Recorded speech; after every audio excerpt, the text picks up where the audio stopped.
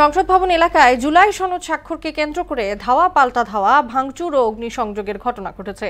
সকালে 10:30টার দিকে নিরাপত্তা বেষ্টনী ভেঙে দক্ষিণ প্লাজায় অবস্থান নেন বিক্ষুব্ধ জুলাই যোদ্ধারা। তাদের অভিযোগ, জুলাই সনদে তাদের ভূমিকা ও ত্যাগের যথাযথ স্বীকৃতি দেওয়া হয়নি। সনদটি আইনি ভিত্তিহীন ও অবমূল্যায়নের মাধ্যমে প্রণয়ন করা হয়েছে। রেজা খানের রিপোর্ট।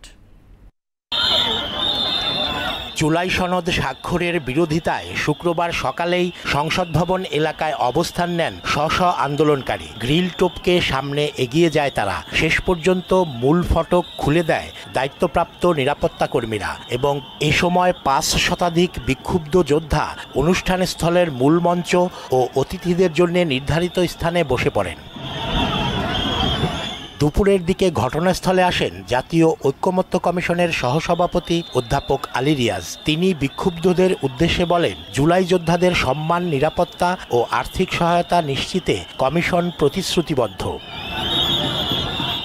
তবে তার এই আশ্বাসে সন্তুষ্ট হতে পারেননি উপস্থিত আন্দোলনকারীরা। তারা 10 সদস্যের একটি প্রতিনিধি দলকে মঞ্চে স্থান দেওয়ার দাবি জানান এবং সনদের আইনি স্বীকৃতি ও বাস্তবায়নের রোডম্যাপ চেয়ে স্লোগান দিতে থাকেন।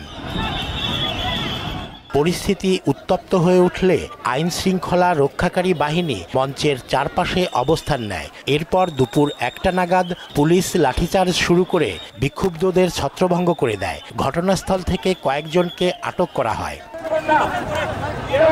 লাঠিচার্জের পর সংসদ ভবন এলাকা কার্যত ঘিরে ফেলে আইন শৃঙ্খলা বাহিনী। আশপাশের রাস্তা ও প্রবেশপথে কড়া নিরাপত্তা জোরদার করা হয়। দুপুর 1:30টার মধ্যে এলাকা সম্পূর্ণভাবে নিয়ন্ত্রণে নেয় পুলিশ। উল্লেখ্য, জুলাই সনদকে কেন্দ্র করে গত কয়েক সপ্তাহ ধরেই জুলাই যোদ্ধাদের মধ্যে অসন্তোষ বাড়ছিল।